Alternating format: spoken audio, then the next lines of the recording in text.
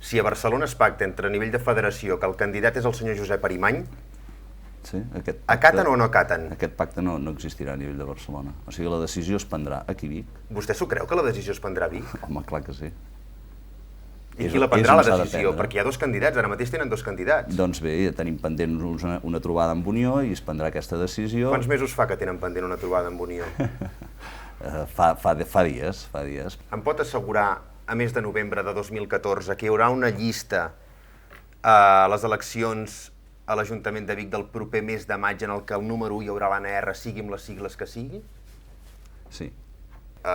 Entendrà que l'últim dia vostè no ho afirmava amb aquesta rotunditat. Bé, que s'està acostant el moment en què les coses van en sèrio i, evidentment, s'ha de tenir clar. Properes eleccions del mes de maig a Vic. Em confirma, m'afirma avui que hi haurà una llista, hi haurà una papereta que els biguetans, biguetanes podran agafar i posar dins un sobre en el que el número 1 hi haurà l'ANR, Sí.